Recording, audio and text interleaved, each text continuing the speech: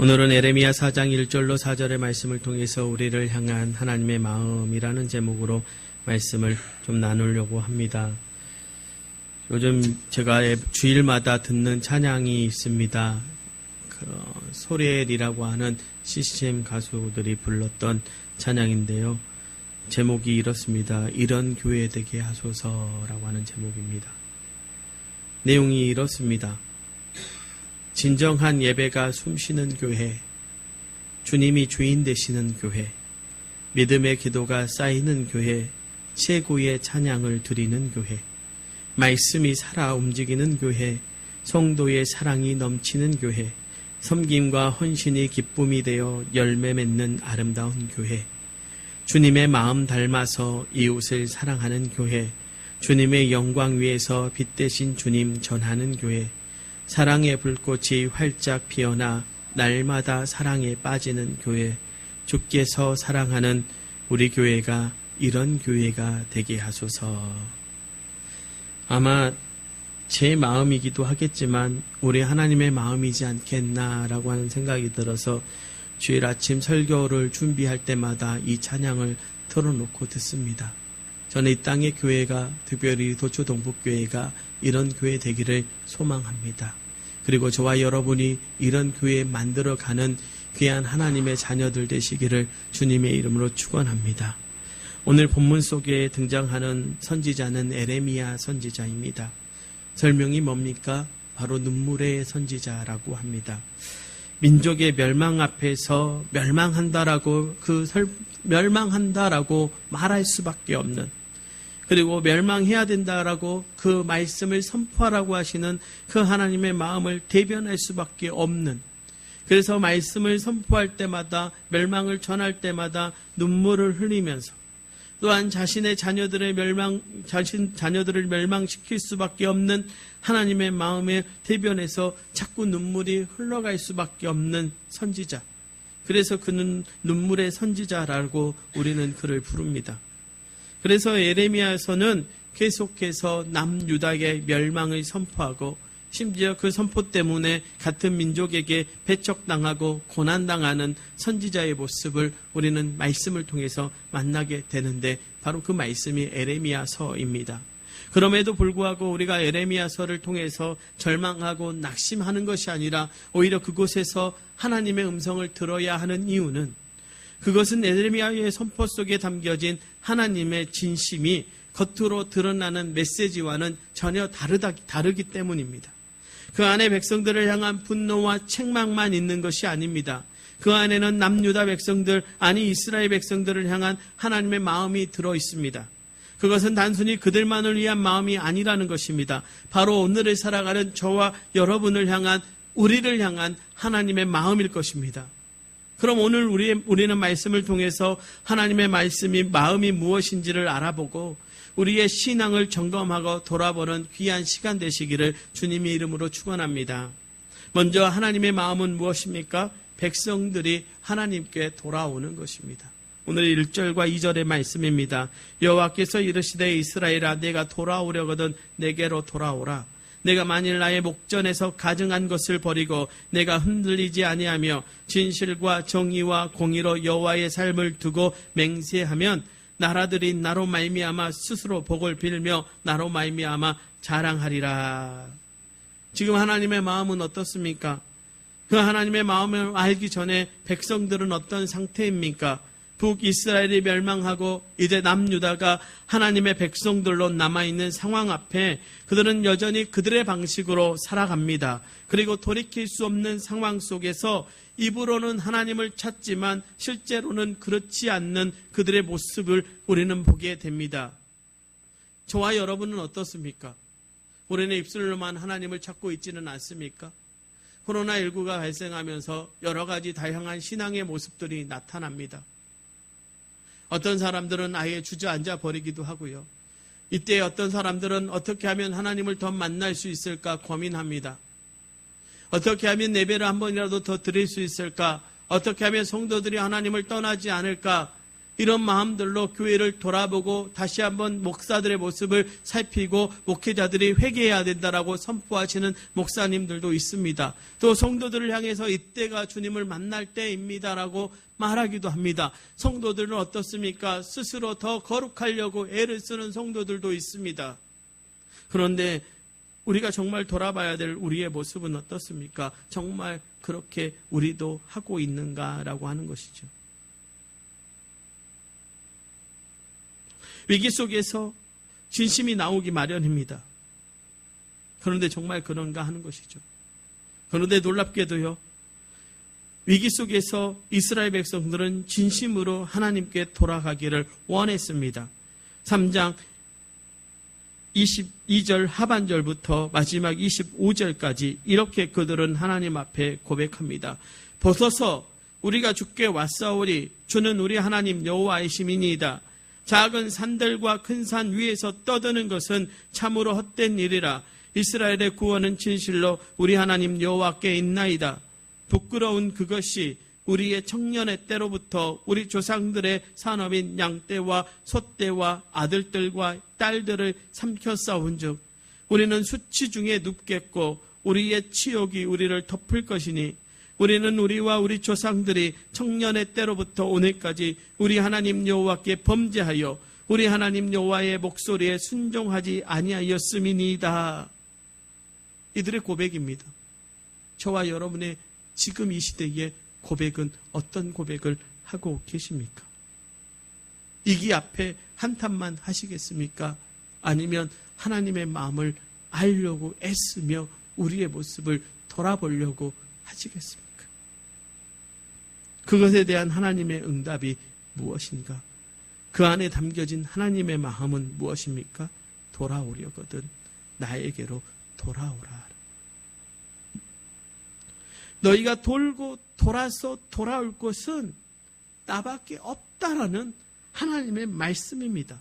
그리고 더 나아가 말씀드리면 내가 지금도 기다리고 있다라고 말씀하고 있는 것입니다. 그것이 바로 하나님의 마음입니다. 그래서 이스라엘 백성들을 향해서 내가 기다리고 있음을 말씀하는 그 표현이 나에게로 돌아오라. 여러분 실제로 이스라엘이 남과 북으로 나눠진 후에 수없이 많은 선지자들이 하나님의 말씀을 들고 전합니다. 그 말씀의 핵심이 무엇입니까? 하나님께로 돌아가자는 것입니다. 지금 우리의 상황 속에서 우리가 돌아갈 곳은 하나님밖에 없다는 것을 선지자들은 우리에게 보여주었습니다. 여러분 심지어 호세아라고 하는 선지자를 기억하십니까? 그의 삶을 통해서 그는 우리에게 보여줬습니다. 그는 이스라엘의 모습을 남편을 버리고 다른 남자애와 간 자기의 아내 고멜과 같다라고 했습니다. 그런데 어떻게 합니까? 가서 하나님이 명합니다. 너는 다시 고멜을 데리고 와서 그를 사랑하라 하시는 그 말씀 앞에 순종하며 고멜을 데리고 옵니다. 그리고 더 사랑합니다. 여러분 호세아를 통해서 하나님은 너희가 나에게 돌아온다면 예전의 언약 관계를 회복할 수 있고 서로 사랑했던 그 관계를 회복할 수 있음을 우리는 호세아의 삶을 통해서 보았습니다.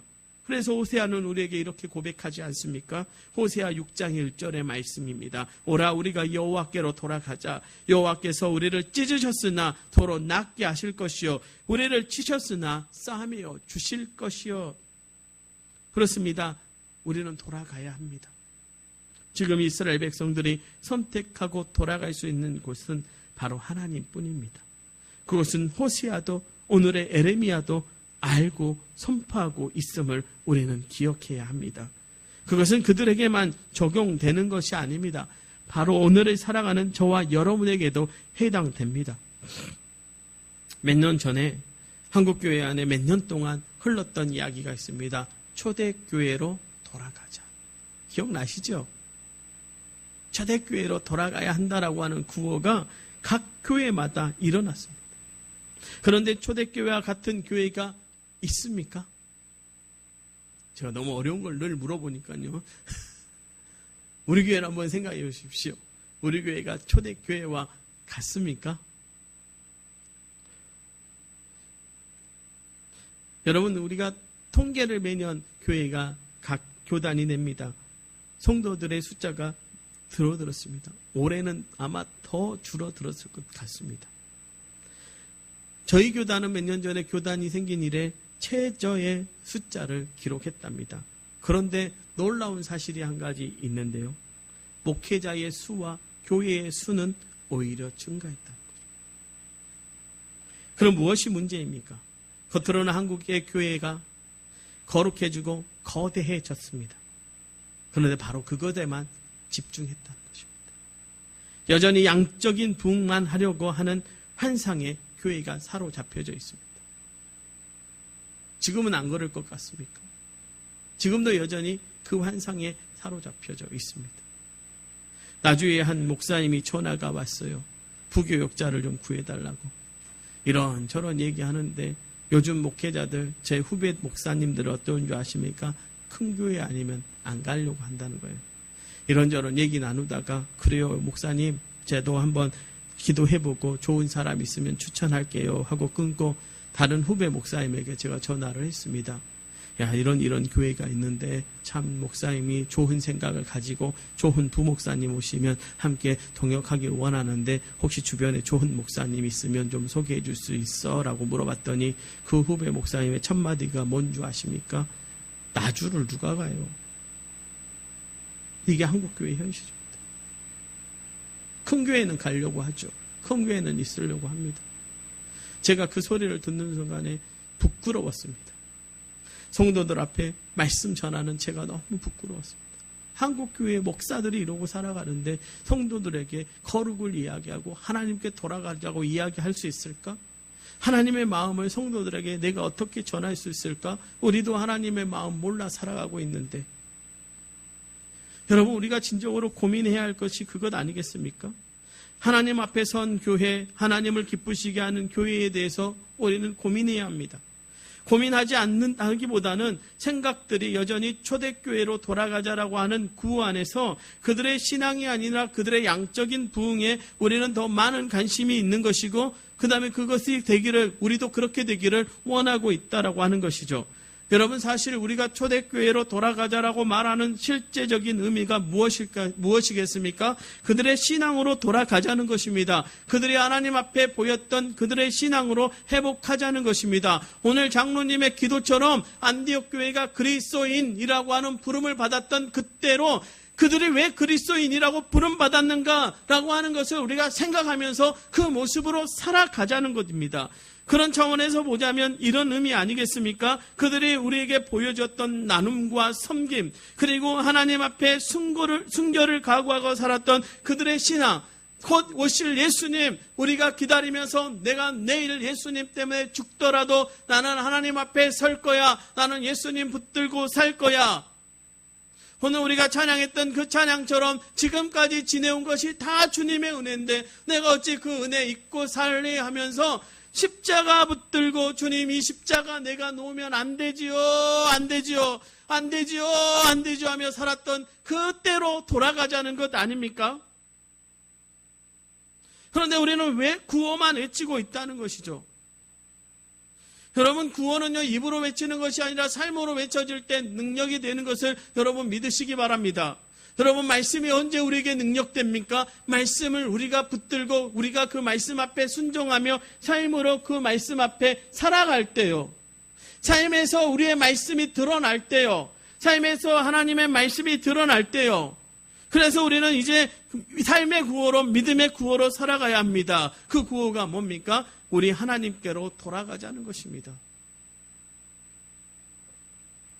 그렇습니다. 우리는 하나님께로 가야 합니다. 우리에게 두 팔별로 우리를 기다려주시고 호세아 선지자의 고백처럼 우리를 낫게 하시고 싸매주시는 그분께로 돌아가야 합니다. 왜요? 그분만이 우리의 생명이고 길이시기 때문입니다.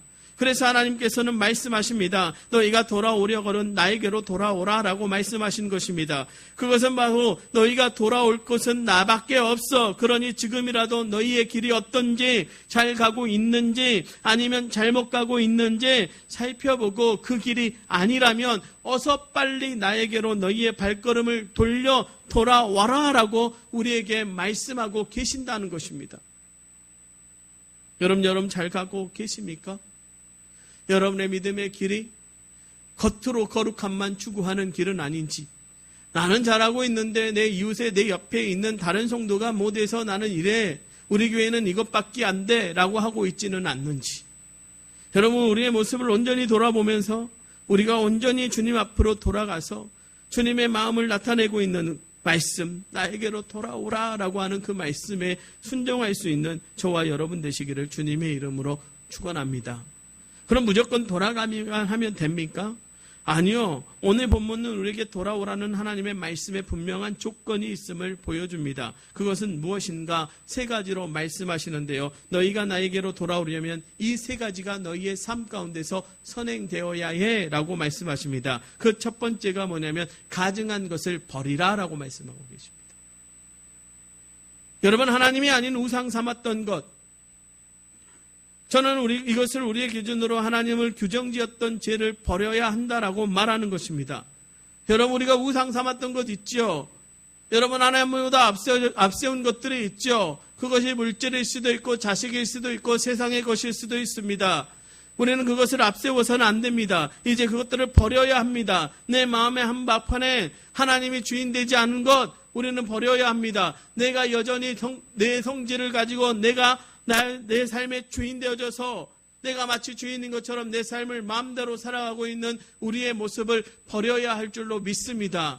여러분, 이것이 가증한 것을 버리라는 주님의 명령에 첫 번째로 우리가 반응하는 것입니다. 두 번째로 요동치면 안 된다라고 하는 것이죠. 너희가 돌아왔다면 다시 그것 때문에 요동치지 말라는 것입니다.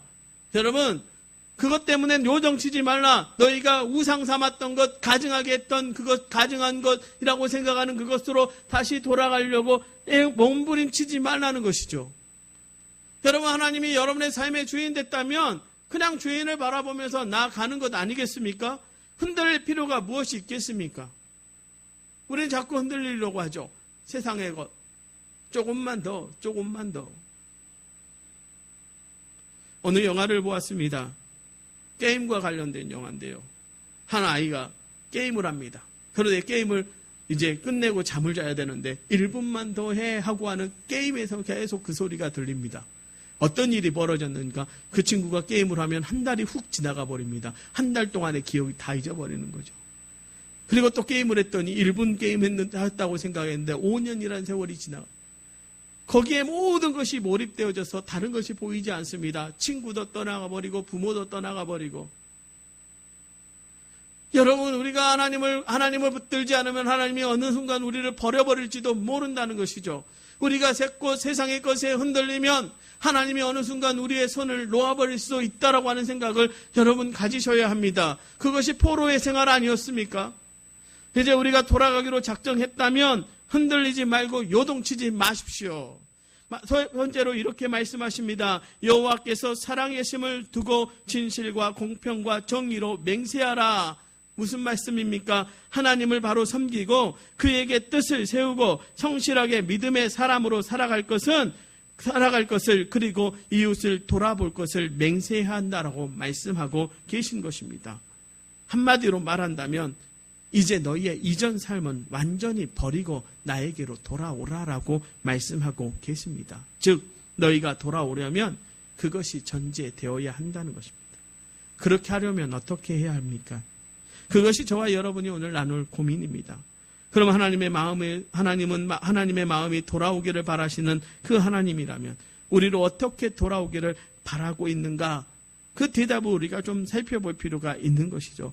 바로 궁극적으로 우리를 향한 하나님의 마음은 백성들의 삶이 변화되어 돌아오는 것이라는 것이죠. 오늘 본문 3절과 4절의 말씀입니다. 여호와께서 유다와 예루살렘 사람에게 이와 같이 이르노라. 너희 묵은 땅을 갈고 가시덤불에 파종하지 말라. 유다인과 예루살렘 주민들아, 너희는 스스로 할례를 행하여 너희 마음 가죽을 베고 나 여호와께 속하라. 그리하지 아니하면 너희는 너희 악행으로 말미암아 나의 분노가 불같이 일어나 사르리니 그것을 끌 자가 없으리라. 왜 우리 하나님 이렇게 말씀하셨을까요? 오랜 세월 여호와의 신앙을 버리고 이방인들의 수호신과 우상들을 도입하며 섬겼기에 다윗 왕조 유다 왕국의 땅도 그 생명력을 잃어버렸고 가시덤불이 무성한 묵은 땅이 되고 말았다는 뜻입니다. 그러므로 그 땅에 그것대로 다시 씨를 뿌리고 파종해봐야 하나님이 원하시는 신앙생활의 열매를 얻을 수가 없습니다. 이제 우상 문화에 찌든 유다 왕국의 땅을 갈아엎고 뒤집어서 새로운 하나님의 생명의 기운이 통할 수 있도록 하여야 한다는 것입니다. 그래서 삶의 변화, 이것이 하나님이 이스라엘 백성들을 향한 하나님의 마음이라면 이것은 무엇을 의미하는가? 진정한 회개를 의미합니다. 말뿐인 회개 아니라 삶을 뒤바꿀 만한 회개를 의미하는 것입니다. 그래서 말씀하시는 것이 묵은 땅을 갈고 가시덤불에 파종하지 말라라고 말합니다. 이것의 구체적으로 무엇을 의미하는가? 이것을 히브리의 문장 구조로 본다면 이렇게 말씀하는 것이 됩니다. 너희 자신을 위하여 땅을 갈아 새로 간 땅이 되게 하고, 이제 말씀드리면 우리 성도님들 농사일 해보신 분들은 아실 겁니다. 농부가 씨를 뿌릴 때 아무데나 뿌리지 않죠. 왜 그렇습니까? 좋지 않는 땅이 좋은 결과를 가져오는 것은 거의 없기 때문에 그렇습니다. 그건 너무나도 당연한 이야기죠. 그래서 농부는 어떻게 합니까? 땅을 소중히 여기고 농사 짓는 땅을 좋게 만든 뒤에 농사를 짓습니다. 농사를 짓기 전에 반드시 땅을 어떻게 해요? 갈아엎습니다. 때로는요, 어떤 땅은요, 정말 지혜가 있는 분들은요, 땅을 묵혀두기도 합니다. 왜요? 땅이 더 이상 생명력이 없기 때문에 묵혀뒀다가 그 다음에 완전히 갈아엎고 그 땅 위에 거름도 주고 그 다음에 좋은 것들을 준 뒤에 완전히 갈아엎어서 새로운 땅이 될 때까지 내버려 두는 분들도 계시더라고요. 여러분 그렇지 않습니까? 좋은 나무가 좋은 열매 맺죠. 그건 말씀도 우리 주님 말씀하신 것입니다. 더욱이 예수님께서도 4가지 밭의 비유를 우리에게 말씀하십니다. 누가복음 8장 11절로 15절의 말씀이요. 비유는 이러하니라. 씨는 하나님의 말씀이요. 길가에 있다는 것은 말씀을 들은 자니 이에 마귀가 가서 그들이 믿어 구원을 얻지 못하게 하려고 말씀을 그 마음에서 빼앗은 것이요. 바위 위에 있다는 것은 말씀을 들을 때에 기쁨으로 받으나 뿌리가 없어 잠깐 믿다가 시련을 당할 때에 배반하는 자요. 가시떨기에 떨어졌다는 것은 말씀을 들은 자이나 지내는 중 이 생의 염려와 재물과 향락의 기운이 막혀 온전히 결실하지 못하는 자요. 좋은 땅에 있다는 것은 착하고 좋은 마음으로 말씀을 듣고 지키며 인내로 결신하는 자니라. 그래서 우리는 우리의 마음과 삶의 밭이 어떤지를 분명히 살펴야 합니다. 여러분이 좋은 땅이어야 합니다. 그래서 여러분의 마음 가운데 가시덤불이나 돌멩이나 그리고 잡초를 제거해야 합니다. 그리고 나아가 묵은 신앙, 즉 여전히 우리 중심의 어린아이와 같은 신앙을 가지고 있다면 오늘 이 시간 말씀을 들을 때 갈아엎어지기를 주님의 이름으로 부탁을 드립니다. 갈아엎으십시오. 그렇지 않고서는 하나님께 돌아가도 우리의 모습은 여전할 것입니다.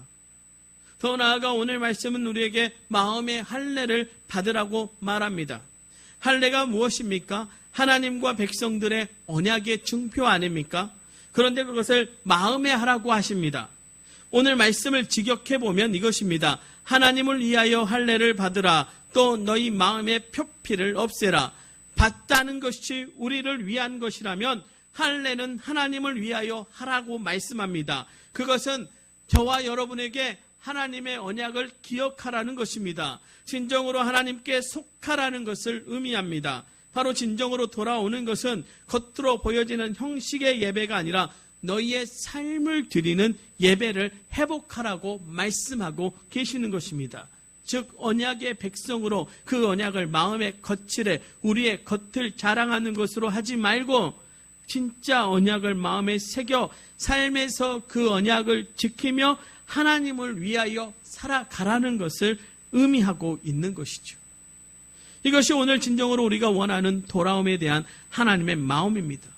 이것에 대해 사도 바울은 구체적으로 우리에게 이렇게 말씀합니다. 로마서 2장 28절로 29절에요. 무릇 표면적 유대인이 유대인이 아니요 표면적 유신의 할례가 할례가 아니니라. 오직 이면적 유대인이 유대인이며 할례는 마음에 할지니 영에 있고 율법 조문에 있지 아니한 것이라. 그 칭찬이 사람에게서가 아니요 다만 하나님에게서니라.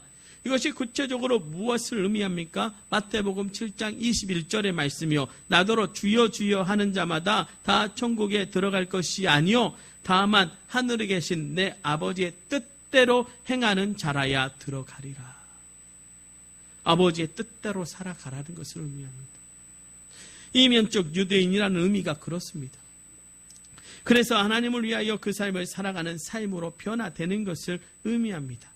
더 구체적으로 말씀드리면 우리가 세상 속에서 빛과 소금으로 살아가는 것, 즉 그리스도인이라는 이름에 걸맞는 삶과 신앙을 회복하는 것을 의미합니다. 그것은 오늘 말씀을 하나님께 속한다는 것으로 말씀하고 있습니다. 사도 바울은 세상에 대하여 십자가에 못 박힌 것으로, 예수님은 뭐라고 말씀하십니까? 제 십자가를 지는 것으로 말씀하십니다. 바로 그런 삶으로 변화되어 하나님께 돌아가야 합니다. 그렇게 되면 우리는 세상 속에서 어떻게 되는가? 이전과 다른 삶을 살아가죠. 고린도후서 5장 17절로 20절의 말씀이에요. 그런즉 누구든지 그리스도 안에 있으면 새로운 피조물이라. 이전 것은 지나갔으니 보라 새 것이 되었도다. 모든 것이 하나님께로 났으며 그가 그리스도로 말미암아 우리를 자기와 화목하게 하시고 또 우리에게 화목하게 하는 직분을 주셨으니 곧 하나님께서 그리스도 안에 계시사 세상을 자기와 화목하게 하시며 그들의 죄를 그들에게 돌리지 아니하시고 화목하게 하는 말씀을 우리에게 부탁하셨느니라. 그러므로 우리가 그리스도를 대신하여 사신이 되어 하나님이 우리를 통하여 너희를 권면하시는 것 같이 그리스도를 대신하여 간청하노니 너희는 하나님과 화목하라. 그렇습니다. 새로운 피조물, 새 것 되는 것을 의미하고요. 나아가 우리의 사명은 하나님과 세상을 화목하게 하는 것입니다. 그러려면 우리가 하나님께로 돌아가는 진정한 회개, 그리고 마음의 할례를 통해서, 즉 언약의 회복을 통해서 변화된 삶으로 세상 앞에서 담대해야 합니다. 이전의 모습으로 우리가 세상 앞에서 담대히 서서 그 역할을 감당할 수 없습니다. 여러분, 코로나 이전의 교회의 모습으로 우리는 다시 세상 속에 살면 안 됩니다. 이제 정말 코로나를 겪으면서요, 우리는 교회가 새롭게 거듭날 기회를 주신 하나님 앞에 감사하고 우리의 이전의 예배가 아니라 정말로 다시 한번 우리의 예배, 우리의 삶을 돌아보고 우리의 밭을 다 갈아엎는 심정으로 회개해야 하고, 나아가 마음에 우리의 할례를 함을 통해서 정말로 하나님 앞에 서는 우리의 모습이 어때야 될지를 다시금 생각해야 될 시기라는 것입니다. 사랑하는 성도 여러분, 하나님의 마음은 여러분이 돌아오는 것입니다. 그런 여러분을 사용하시기를 원하십니다. 이제 여러분의 묵은 땅을 갈고 가시던 뿔을 제거하십시오. 진정한 회개와 원약을 회복하는 마음의 할례를 통해서 하나님 앞으로 나아가는 저와 여러분 되시기를 주님의 이름으로 축원합니다. 이제 말씀을 좀 정리하려고 합니다. 여러분, 우리는 하나님의 마음을 제대로 알고 가야 합니다. 하나님이 멸망을 선포하시니까, 멸망의 때가 된 것 같으니까 우리가 막 이제 가슴 치는 것이 아니라 우리는 하나님의 마음을 알고 가슴을 쳐야 합니다. 에레미야 선지자는 우리에게 이렇게 선포합니다. 우리가 스스로 우리의 행위들을 조사하고 여호와께로 돌아가자. 우리의 마음과 손을 아울러 하늘에 계신 하나님께 들자. 이 말이 뭡니까? 너희의 그동안 살아왔던 행태들, 너희가 하나님 앞에 죄지었던 모든 것들을 하나하나 살핀 뒤에 하나님께 손들어서 회개하라는 것입니다. 그것이 삶의 변화 아니겠습니까? 그러면서 이렇게 더 나아가 말씀합니다. 내 눈에 흐르는 눈물이 그치지 아니하고 쉬지 아니하며 여호와께서 하늘에서 살피시고 돌아보실 때까지니라. 그의 눈에 눈물이 흘러내리는 이유는, 그리고 그것이 그치지 않고 쉬지 아니한 것은 아직도 하나님 앞에 돌아가지 않는 너희들 모습 때문에, 가슴 아파하시는 하나님 때문에 그렇다는 것입니다. 그러나 너희가 눈물 흘리며 하나님 앞에 진정으로 회개하고 돌아가면 뭐라고요? 하나님께서 하늘에서 살펴보신다는 것입니다. 그리고 돌아보신다는 것입니다. 여러분, 우리의 회개는요, 우리가 정말 하나님께 돌아가기를 원하고 두 손을 드는 그 두 손은요, 하나님께서 우리의 삶을 돌아보실 때까지 하셔야 됩니다. 하나님께서 여러분을 그래 살았다라고 끌어안으실 때까지 하셔야 할 줄로 믿습니다. 하나님이 여러분을 돌아보실 때까지 여러분의 삶을 변화시키십시오. 여러분의 마음밭을 다시 갈아엎으십시오. 그리고 좋은 땅으로 만드십시오. 그리고 세상의 것 돌아보지 마시고 흔들리지 마십시오. 두려워도 마시기 바랍니다. 하나님께서 기다리고 계십니다. 하나님께서 두 팔 벌려 기다리고 계십니다. 이제 진정으로 회개하고 돌아서서 하나님 앞에 살아가는 저와 여러분 되시기를 소망하고 주님의 이름으로 축원합니다. 기도하시겠습니다.